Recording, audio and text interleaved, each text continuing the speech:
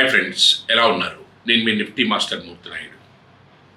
మనం రెగ్యులర్గా ఏదైతే సేవింగ్ చేసుకునే అమౌంట్ మనకి నచ్చినటువంటి స్టాక్స్లోను, మనకి ఫ్రంట్ లైన్లో మనకి కనిపించే పెద్ద పెద్ద కంపెనీస్లోను, బ్యాంక్స్లోను, లేకపోతే రీటైల్ సెక్టార్లోను, అయితే రెగ్యులర్గా కన్సిస్టెంట్గా ప్రాఫిట్స్ ఇచ్చే ఏ కంపెనీస్ అయినా సరే, మన కళ్ళ ముందు కనిపించే వస్తువులు తయారు చేసే కంపెనీస్, ఇలాంటి వాటిలో మనం ఇన్వెస్ట్ చేస్తూ ఉంటాం. అంటే మనకు ఫ్రంట్ ఎండ్లో కనిపించే కాకుండా కొన్ని ఇండస్ట్రీస్కి స్పెషల్ పార్ట్స్ని, క్రిటికల్ పార్ట్స్ని మ్యానుఫ్యాక్చరింగ్ చేస్తున్నటువంటి కొన్ని ఇంజనీరింగ్ కంపెనీస్ ఉంటాయి. వాటి యొక్క అవసరం డైరెక్ట్గా మనకు లేకపోయినప్పుడు కూడా ఏదైతే మనకి సప్లై చేసే కంపెనీస్కి, ఇండస్ట్రీస్కి ఏదైతే ఉంటుందో అలాంటి ఇండస్ట్రీస్కి కావాల్సినటువంటి మిషనరీస్ని, వాటికి కావాల్సినటువంటి కాంపోనెంట్స్ని కంటే తయారు చేసే ఒక అద్భుతమైన కంపెనీని మీకు ఇప్పుడు పరిచయం చేస్తున్నాను. యాక్చువల్గా మనం ఏదైతే తక్కువ క్యాపిటల్ ఉన్నప్పుడు కూడా మంచి రిటర్న్స్ ఇస్తే ఆ యొక్క బిజినెస్ మోడల్ తెలుసుకుని అలాంటి కంపెనీస్లో ఇన్వెస్ట్ చేయమని చెప్తున్నాం. ఇక్కడ నేను చెప్పబోయే స్టాకు ఏదైతే లాస్ట్ ఇయర్ చూసుకుంటే మనకి ఇది 200% కాంపౌండింగ్ యాన్యువల్ గ్రోత్ రేట్ ఉంది. లాస్ట్ 3 years చూసుకుంటే 128% 130% ఉంది. అంటే ఈ లాస్ట్ 3 years నుంచి 4 years నుంచి బాగుంది అనుకుంటే లాస్ట్ 5 years నుంచి కూడా 100% ఏదైతే 115% compounding annual growth rate return ఇస్తున్నటువంటి కంపెనీ. అంటే 5 years నుంచి ఆల్మోస్ట్ ప్రతి సంవత్సరం కూడా డబుల్ ఇస్తున్నటువంటి కంపెనీ. అంటే లాస్ట్ ఇయర్ అయితే 2 times డబుల్ ఇచ్చినటువంటి కంపెనీ. అంటే ఖచ్చితంగా దీని గురించి మనం తెలుసుకోవాలి. ఈ కంపెనీ పేరే పీటీసీ ఇండస్ట్రీస్ లిమిటెడ్. ఏదైతే పీటీసీ ఇండస్ట్రీస్ లిమిటెడ్ చెప్తున్నానో దీని యొక్క క్యాపిటలైజేషన్ వచ్చేటప్పటికి సుమారుగా ఒక 10,000 నుంచి 11,000 కోట్లు. గొప్ప క్యాపిటల్ కాకపోయినప్పుడు కూడా, కాకపోతే దీనికి ఒక మంచి ఎక్స్పీరియన్స్ ఉన్నటువంటి ఇండస్ట్రీలో ఏదైతే కాంపోనెంట్స్ తయారు చేస్తుందో దాన్ని డీటెయిల్గా తెలుసుకునే ముందుగా ఏదైతే మనకి 10,000 11,000 crores మనకి క్యాపిటలైజేషన్ ఉంటే కాకుండా ప్రమోటర్ స్టేక్ మాత్రం దీంట్లో సుమారుగా 75 to 80% ప్రమోటర్ స్టేక్ ఉంది. 70% ప్రమోటర్ స్టేక్ కాకుండా ఎఫ్ఐఎస్, డిఐఎస్, అదేవిధంగా పబ్లిక్ పార్టిసిపేషన్ కూడా ఎక్స్ట్రాడనరీగా ఉన్నటువంటి కంపెనీ ఇది.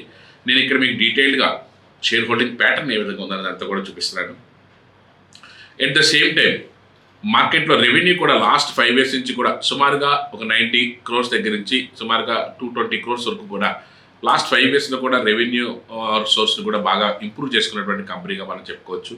అట్ ద సేమ్ టైం ఈ కంపెనీ యొక్క ఇన్ డీటెయిల్స్లోకి వెళ్ళినప్పుడు ఇది ఏదైతే నేను మీకు ఇక్కడ చూపిస్తున్నాను, పీటీసీ ఇండస్ట్రీ లిమిటెడ్ ఏదైతే ఉందో manufacturers of metal components for critical and special super critical applications for ఏదైతే industries like defence, oil and gas, అదేవిధంగా లిక్విడ్ న్యాచురల్ గ్యాస్, అదేవిధంగా షిప్స్ అండ్ మెరైన్స్, అంటే చాలా కీలకమైనటువంటి శాఖలకు సంబంధించినటువంటి మిషనరీస్కి క్రిటికల్ పార్ట్స్ని, సూపర్ క్రిటికల్ పార్ట్స్ని కూడా వీళ్ళు మ్యానుఫ్యాక్చరింగ్ చేస్తూ ఉంటారు. అంటే వీళ్ళ యొక్క business entirely different and very particularly their special need of that defence కానీ, oil and natural gas companies కానీ, అదేవిధంగా ఎల్ఎన్జీ ఏదైతే లిక్విడ్ న్యాచురల్ గ్యాస్ ప్రొడ్యూస్ చేసే కంపెనీస్ కానీ, అదేవిధంగా షిప్స్కి ఏదైతే షిప్ అండ్ మెరైన్కి సంబంధించినటువంటి దానికి సంబంధించింది కానీ, ఏదైతే క్రిటికల్ పార్ట్స్ ఏదైతే ఉంటే డిఫెన్స్లో కూడా క్రిటికల్ పార్ట్స్ ఏదైతే ఉంటే డిఫెన్స్ సెక్టర్కి సంబంధించినటువంటి ఖచ్చితంగా ఈ ఖచ్చితంగా ఒక స్పెషల్గా కీలకమైనటువంటి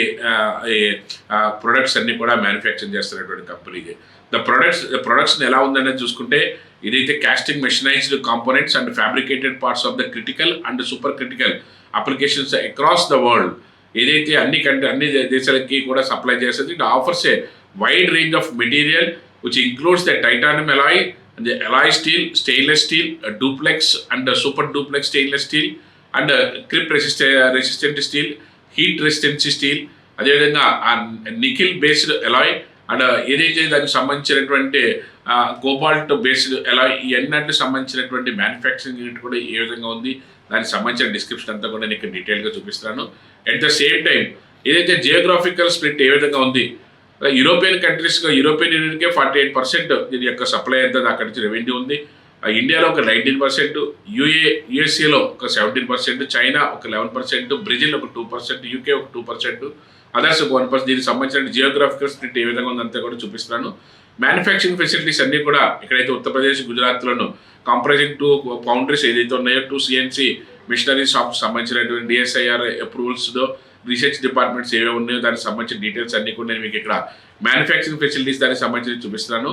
ఈ లెక్క క్లయింటల్ బేస్ ఎలా ఉన్నదని చూసుకుంటే ఏదైతే exporting over the 75% of production of the 30+ years of countries ఏదైతే overseas North America as well as other countries Asia and South America ఈ క్లయింటల్ బేస్ ఏదైతే ఉన్నదో ఆల్మోస్ట్ వాళ్ళు చాలా ఫేమస్ అయినటువంటి మోటార్ కంపెనీస్కి, అదేవిధంగా యూజర్ ఇండస్ట్రీస్ ఏ విధంగా ఉన్నాయంటే ఏదైతే oil and defence, oil and natural gas, అదేవిధంగా లిక్విడ్ న్యాచురల్ గ్యాస్, షిప్స్ మెరైన్స్లోను valves and flow control and power plants and turbines and pulp and paper machineries and mining and earth moving machineries అంటే almost వాళ్ళు చాలా పెద్ద heavy equipments దానికి సంబంధించినటువంటి critical parts, super critical పార్ట్స్ని manufacturing చేస్తున్నటువంటి ఒక అద్భుతమైన కంపెనీ. దాని యొక్క నెక్స్ట్ ఫోకస్ అంతా కూడా ఏదైతే అగ్రెసివ్గాను traditional into the viable of commercial products also ఏదైతే చేస్తుందో it's look important sustainability of the critical importance leading of the path, ఏదైతే the self reliance of the manufacturing of aerospace and space exploration అని దానికి సంబంధించిన దాంట్లో focus ఏ విధంగా చేస్తారో అదంతా కూడా ఇక్కడ చూపిస్తాను.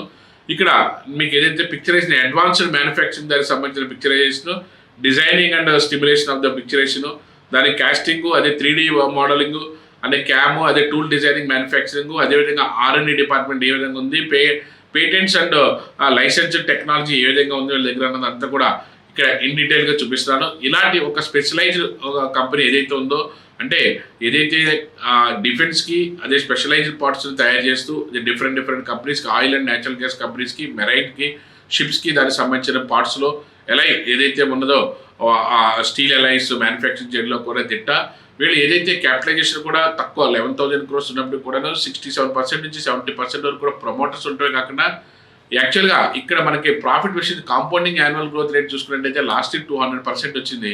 కానీ లాస్ట్ 5 years నుంచి కూడా 100% రిటర్న్ ఇస్తున్నటువంటి కంపెనీ. ఇలాంటి స్టాక్స్లో మనం పెట్టుకుంటే ప్రైస్తో సంబంధం లేకుండా మనకి మార్కెట్లో అద్భుతమైనటువంటి రిటర్న్స్ వచ్చే అవకాశం ఉంది.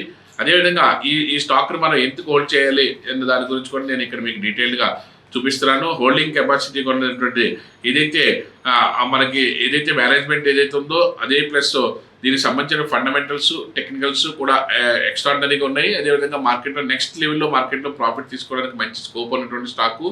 దీన్ని హోల్డ్ చేస్తే మనకు ఫ్యూచర్లో కూడా ఏదైతే టెక్నికల్గా హెల్తీగా ఉందని చెప్తున్నానో, ఏదైతే డెట్ రెడ్యూస్ చేసుకుంటూ వస్తుందని చెప్తున్నామో దానికి సంబంధించిన చార్ట్ కూడా ఇక్కడ డీటెయిల్డ్గా ఏదైతే అసెండింగ్ ఆర్డర్లో మళ్ళీ ఉంది అక్కడి నుంచి కన్సాలిడేషన్ మళ్ళీ టేకాఫ్ అవడానికి రెడీగా ఉన్నది. కాబట్టి ఇలాంటి స్టాక్స్లో కూడా మనం డిఫరెంట్ వేలో ఆలోచించి ఇన్వెస్ట్ చేస్తే మనకి మంచి లాభాలు రావడానికి, అధిక లాభాలు తీసుకోవడానికి, మనం అనుకున్నటువంటి టార్గెట్ తొందరగా రీచ్ అవ్వడానికి అవకాశం ఎక్కువగా ఉంటుందని మీరు కూడా దీని మీద రీసెర్చ్ చేసి మీ యొక్క ఇన్వెస్ట్మెంట్స్ని కూడా ఇలాగ డైవర్సిఫికేషన్ చేస్తే అద్భుతమైన లాభాలు రావడానికి అవకాశం ఎక్కువగా ఉంటుంది. Thank you.